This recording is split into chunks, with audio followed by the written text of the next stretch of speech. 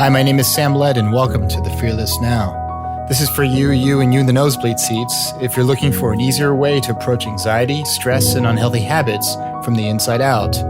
There's no techniques and no strategies, so sit back, relax, and let me be your peace of mind Uber driver here on The Fearless Now. Welcome to The Fearless Now podcast. My name is Sam Led.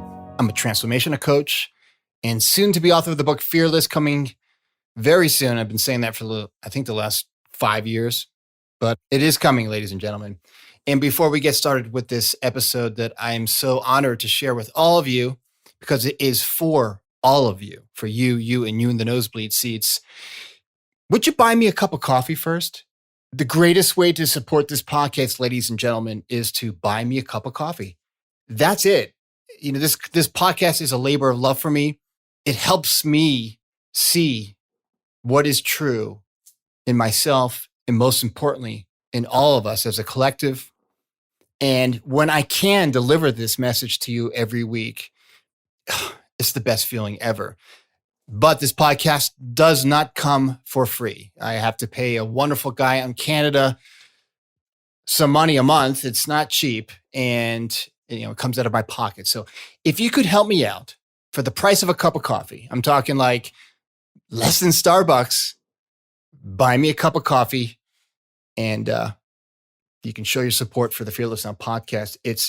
Let me get this straight, because last time I said it wrong. It's buymeacoffee.com/thefearlessnow, buymeacoffee.com/thefearlessnow.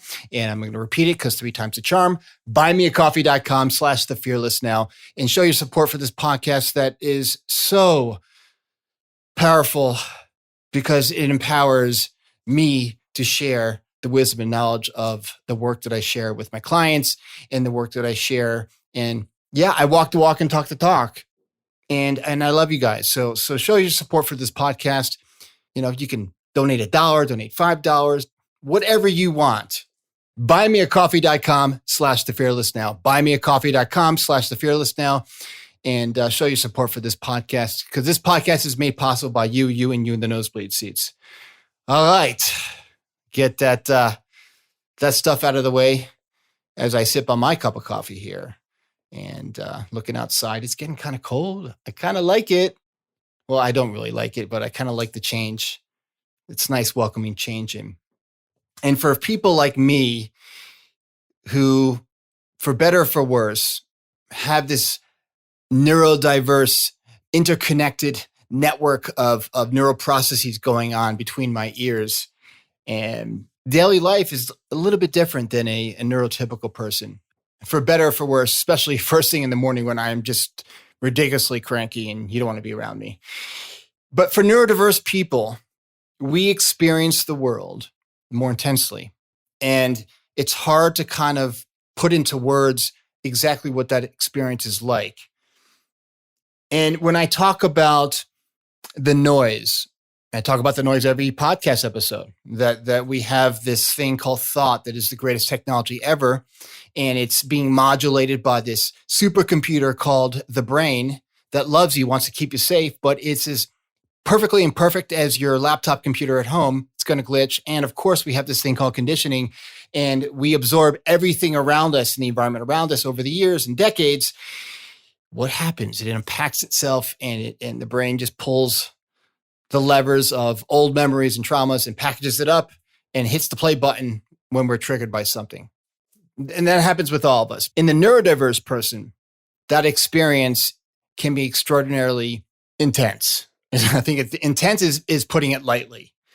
And because the noise, when I say the noise, anxiety, overwhelm, caught up in our head, thinking our thinking, intellectualizing to the point of headache, proverbially and otherwise, when we just don't see the forest from the trees. You know what I'm talking about, where we're just caught up around the axle and we are so far away from our true north, right? And I've shared this in previous podcasts.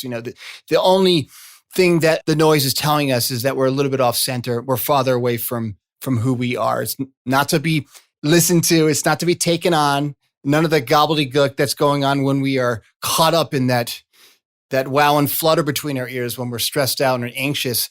That doesn't mean anything. The content of that means 100% nonsense, not to be believed, not to be taken on, not to be listened to, because our inner wisdom doesn't work that way.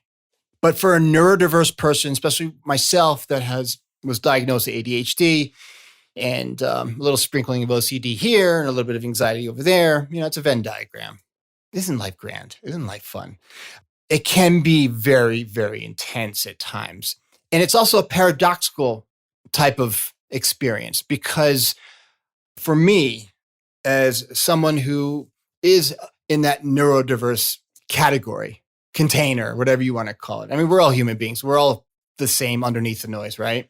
For a neurodiverse person, especially, our brain wants to really, really control and run our life and get involved like a helicopter parent trying to keep their child safe. For a neurodiverse person, the brain is always on alert. And remember what I mentioned in probably all my episodes that, the brain has this emergency alert system that really hasn't had a software update since the Paleolithic era. I love that word, Paleolithic. Don't we sound so smart when we say words like that? Like polymorphous or Paleolithic? Anyways, ADD moment. Because of that, because the noise is much more intense, is amplified twofold. And because of that, there's also this thing called sensory and auditory overload, where it's not just what we experience, the vibes that we get that we're super, super sensitive about when we're in certain situations. It's also an auditory processing thing. It's a sensory processing thing. For me, it's turned up to 10 all the time. I never get a break from it. There's no lunch break for this thing. It's constantly on 10. It's kind of like turning your PV amp to 10. Paradoxically, sound, when I go to a concert and the experience of being at a concert and the sensory, the lights and the whole experience of being at a concert doesn't bother me. In fact, it's actually soothing. I can go to see Metallica or go see my favorite band, Elbow, at the Wiltern, and it can be so loud and it won't bother me. But when I'm in social situations, when I am at a conference, when I am driving in my car and someone honks at me, that sound is extraordinarily loud, 10 times louder than possibly a neurotypical person. And I can't explain it. And the brain is pulling all the levers and trying to control everything. And unfortunately, the brain can sometimes get too involved in the process. And that's when we get overstimulated and it becomes very painful to be around sound and to be around a lot of people in a setting where we have to focus. If we're at a conference or we're giving a speech, it becomes extra difficult. But a lot of us ADHD'ers, a lot of us neurodiverse folks, we've learned to compensate for it over the years. We have conditioning. Some of the conditioning has worked in our favor. Most of our conditioning has not worked for us. It's worked against us. For the neurodiverse person, society is still not caught up with how people work, how different brains, different neurotypes synapse. And we've made some strides in that in terms of being more accepting, being more understanding of people like myself that have brains that work just a little differently. And the most important part of this, for all the ADHDers out there, for all the neurodiverse, very brilliant neurodiverse people out there, the most important part of this equation is understanding that when we are in sensory and auditory overload, when our processing system is gone tilt, when we just can't handle the noise, or we can't handle the light, or we can't handle being in a loud social situation, no fault of our own, it's okay to walk out of the room. Even if you're working, it's okay to look out for number one first. Even if you're on the job and you've clocked in for the day and you're running a conference, say you help put conferences and expos together, and it's just really loud and people are talking to you from different angles and behind you, in front of you, and the lights are on and you have to do this and that, and it's just a shit show. Do yourself a favor. Let's practice some self-care. Take yourself, walk outside the building, get some fresh air, walk around the block. Let those sensory systems settle. because it always does settle. Just like thought and thinking always settles when we're caught up in a bad mood, we're angry, we're being judgmental. Very human stuff, that very human experience of judging and criticizing, all that stuff. Just let it settle. From my experience, vocalizing what I am experiencing in the moment to someone I don't know, say I'm at a conference. And this happened to me when I was working in pharma about 20 years ago. I was a fairly new pharma rep for working for a very big company, very conservative company. I won't name names. It got me here today, so I'm very thankful for them, for what I do and what I've learned and what I needed to unlearn from what they taught me, especially the marketing piece. I had to experience sensory overload and auditory overload to such a degree that I could not express how painful it felt. It's very hard to vocalize and tell someone who doesn't know you that you need a moment alone. You need to get some space. You need to leave the building because it's just too loud, especially when you're in marketing and sales and you travel over the country and you're going to conventions and your bread and butter is dependent on selling a product or marketing a product. In my case, it was, consultative pharma sales, meeting with other doctors, shaking hands and kissing babies, basically, at these huge conferences all over the country. And I loved them, but I also hated them. 20 years ago, I did not know what I know now about how the mind really works. Not what they told us, not what psychologists told me, not what psychiatrists told me, not what educators told me in school. No, how the mind really works, that it's an inside out experience. But with this mechanical piece of it, this neurochemical piece of it, this computer piece of it called the brain that's getting too involved in the process. Sensory overload is literally like someone shining a LED light right in your face and you're not even paying attention. All of a sudden you have this light, this white light in your face. That's what it's like. And 20 years ago, because I did not have all this knowledge on tap, this understanding of how mind works and how the system works, man, I was a sad sack at times. A lot of the time, I was overwhelmed with insecurity.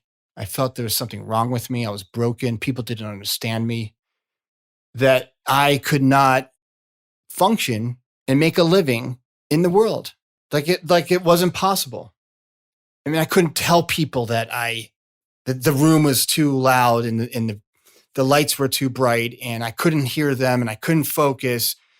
How do you vocalize something like that? You're a pharma rep. You're wearing a fancy suit and you're talking to people with 12 years of education. You want them to buy your product or write your prescription. You can't just stop and say, Dr. So-and-so or Mrs. So-and-so, I got to walk outside because the lights are too bright and I can't hear and I'm overwhelmed and I'm overstimulated. Even to a doctor and a clinician, because they're there to learn more about medications. They're there to learn about your drug and we are soliciting to them. We are being of service to them. And it's one of the reasons why I'm no longer doing it, besides of the fact of my personal views on the pharmaceutical industry, which is not appropriate at this time or on this podcast. But what I did learn and what I do practice now is that I can access compassion for myself when things go sideways, when I'm so overstimulated and I just lash out sometimes. I scream, maybe it's at my partner and I don't mean anything by it, and then apologize later, and then have compassion for myself and apologize to myself. That's pretty powerful. And what makes things even more complicated sometimes, I talk about that we have this inner wisdom within all of us, that our essential nature is made up of our inner wisdom, that the sum total of who we are is our true north, which is love and compassion, understanding. And most importantly, we have this intelligence within us that's guiding us along this river of life, this inner GPS that I've talked about in every episode. Probably you're probably even sick of hearing it sometimes. But when we get quiet, all of that is on tap.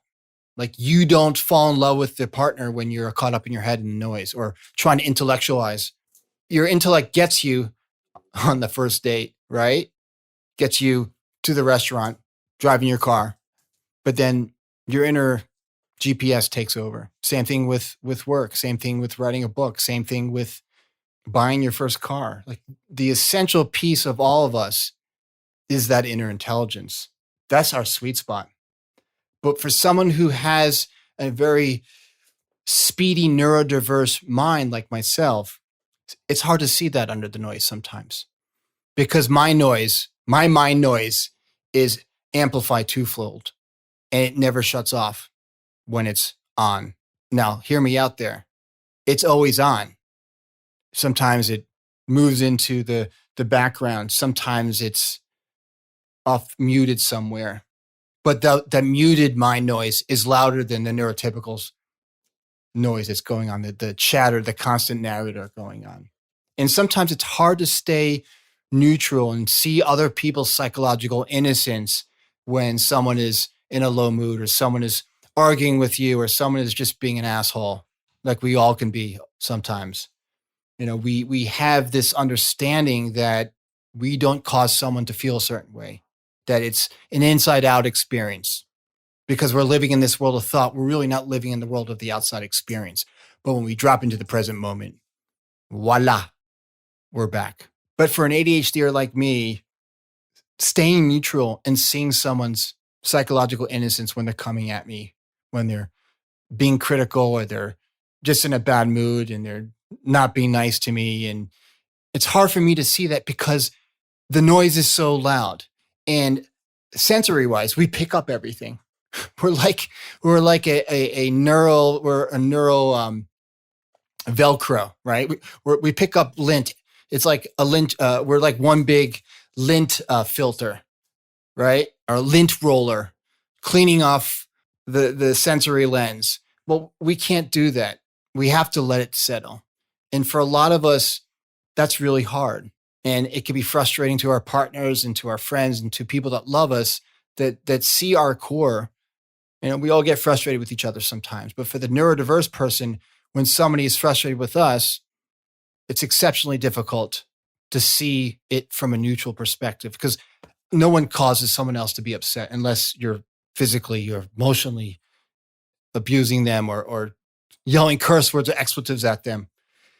But even then, to see someone with neutrality when they are angry at you or whatever it is tough for the neurodiverse person. It takes a lot of gumption to stay neutral there. But over time, as you get older, in my case, the neutral switch, which is always on axis there, and the compassion that I have for others and empathy I have for others is so great when someone else is in a low mood, caught up around the axle and is behaving in a way that's really not fun to be around, especially when we all get off our game sometimes. But what I did learn, most importantly, is I stopped being scared of my experience of this thing called ADHD. This neural experience of hypersensitivity, I'm not scared of anymore. I make mistakes. I might interrupt people. I might get loud. I might get overstimulated. I may walk out of a room and not even say anything, and that's too bad. I don't care. I have compassion for myself, just like all the other ADHDers out there and all the other very special people with some pretty brilliant brains out there that are just synapsing differently and beating to their own drum differently. There's absolutely nothing wrong with that. I make no apologies for that because if someone really sees my true essence of who I am, they won't see the neural essence of me, the glitchy supercomputer doing its ADHD or hypersensitive dance. They will see Sam, the loving, caring, funny, silly person. Is that the same thing? Yeah. You get my drift, ladies and gentlemen. And when we really understand how it all works, and when we really start having a different relationship with thought, especially for people that are neurodiverse, it's a fucking game changer, my friends. It is a game changer because we can still be in the noise that's multiplied tenfold, that's unbearable sometimes when neurotypicals are looking at you like you're fucking crazy because you're just in a restaurant with people. It's not like you're listening to feedback in a microphone when it's turned up too loud or the mic is too close to the amplifier. It's easier to have compassion for yourself and engage in some kind of self-care activity, like walk out of the restaurant. You don't have to tell people. They'll ask you when you come back in if it's really loud, and really share your experience with your friends and your loved ones so they can get a better understanding. They're not there to criticize you or judge you. And in your office environment, in your work environment, if after sharing with your boss or your coworkers, what ADHD is like and what things are sometimes difficult for you in the daily work environment. And sometimes you might just have to step out of the office or walk out of a meeting and go to the bathroom and just calm the engines down. If they don't understand that, it's the wrong job. It's the wrong company. You find your tribe, whether it's in work, whether it's in relationships, and throughout life. And there's nothing to be embarrassed about with having a brain that's just super, super sensitive and working a little too fast sometimes. You can focus on what you're gifted with. And the more you focus on what you're gifted with, what God has blessed you with, or whoever you believe in, the more you're going to point back to your essential nature, to who you are. And the less the noise and the computer between your ears will get caught up in that. And again, we all forget sometimes. And then we remember again, and then we forget, and then we do the cha-cha. It's just life. Go enjoy it, my friends. Hope you've enjoyed this episode. This episode is made possible by all of you, you in the nosebleed seats. And as I said earlier in the beginning of this podcast, what I want you to do is buy me a cup of coffee, okay? That's how you can support this podcast. If you love this podcast, comment, like, subscribe. I'd love to hear your feedback, good, bad, or indifferent. Send me hate mails. I don't care. I just want to know that this podcast is impacting you in a positive way or not. So go to buymeacoffee.com/thefearlessnow, buymeacoffee.com/thefearlessnow. And you can buy me $1 cup of coffee. If you want to get fancy, buy me a $5 Starbucks mocha chocolate latte or not. And every dollar, every nickel, every dime counts. Thank you so much, everybody. And I look forward to seeing you again from this chair, speaking into this microphone, because all of you are fearless mind wanderers, and all of you are going to be back here, right here, wherever you are, in the ethers for another episode of The Fearless Now. Good night and take care, everybody.